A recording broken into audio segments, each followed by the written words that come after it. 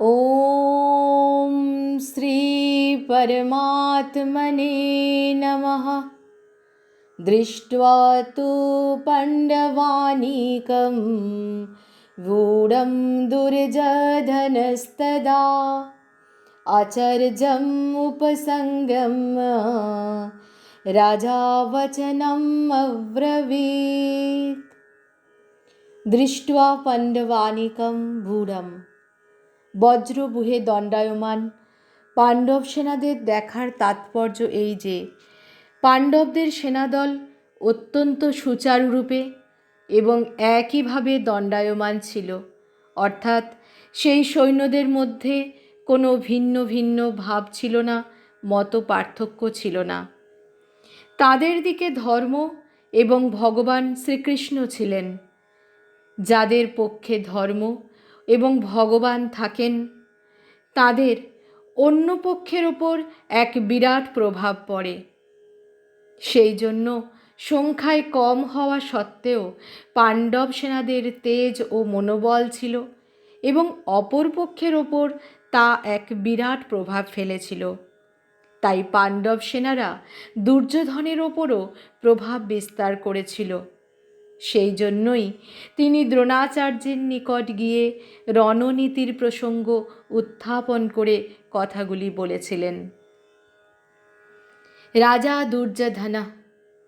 দুর্যোধনকে রাজা বলার তাৎপর্য হচ্ছে এই যে ধৃতরাষ্ট্রের সর্বাপেক্ষা বেশি মোহ বা স্নেহ দুর্যোধনের উপরেই ছিল।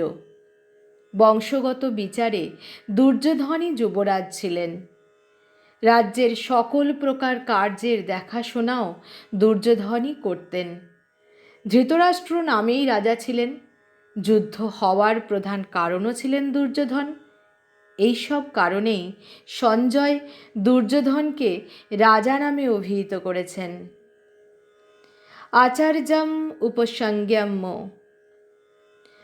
দুর্যোধনের দ্রোণাচার্যের কাছে যাওয়ার প্রধান যে কারণটি ছিল তা হল যুদ্ধে যিনি প্রধান তাকে সৈন্যদলের মধ্যে যথাযোগ্য স্থানে স্থাপন করাই অত্যন্ত জরুরি ব্যাপার, না হলে বিশৃঙ্খলার সৃষ্টি হয়।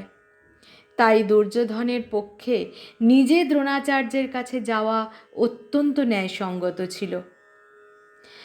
এখন প্রশ্ন হতে পারে যে দুর্যোধনের তো পিতামহ ভীষ্মের কাছে যাওয়া উচিত ছিল, কেননা তিনিই ছিলেন সেনাপতি।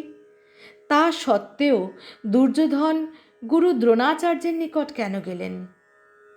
তার উত্তরে বলা যায় যে দ্রোণ এবং ভীষ্ম দুজনেই উভয় দলের পক্ষপাতী ছিলেন, অর্থাৎ তারা কৌরব এবং পাণ্ডব দুই পক্ষেরই পক্ষপাতী ছিলেন। এই দুজনের মধ্যে দ্রোণাচার্যকে সন্তুষ্ট করাই বেশি প্রয়োজন ছিল, কারণ দ্রোণাচার্যের সঙ্গে দুর্যোধনের গুরু শিষ্য সম্পর্কজনিত স্নেহ ছিল, কিন্তু কৌটুম্বিক স্নেহ ছিল না। আর অর্জুনের উপর দ্রোণাচার্যের বিশেষ স্নেহ ছিল। সেই জন্য তাকে খুশি করতে দুর্যোধনের তার নিকট যাওয়া অত্যন্ত জরুরি ছিল। ব্যবহারিক জীবনেও দেখা যায় যে যার সঙ্গে স্নেহ সম্পর্ক থাকে না তার দ্বারা কোনো স্বার্থসিদ্ধি করাতে হলে সাধারণ মানুষ তাকে অধিক সম্মান দেখিয়ে সন্তুষ্ট করে থাকে। বচনম অব্রবীত। এখানে অব্রবীত বলাই যথেষ্ট ছিল। বচনম শব্দটি উল্লেখ করার তাৎপর্য হলো এই যে দুর্যোধন নীতিযুক্ত গূঢ় কথা বলছিলেন যাতে দ্রোণাচার্যের মনে পাণ্ডবদের প্রতি বিদ্বেষ জন্মায় এবং তিনি দুর্যোধনের পক্ষে থেকে ভালোভাবে যুদ্ধ করেন, যাতে দুর্যোধন বিজয়ী হন এবং তার স্বার্থসিদ্ধি হয়। হরি ওম তৎসৎ।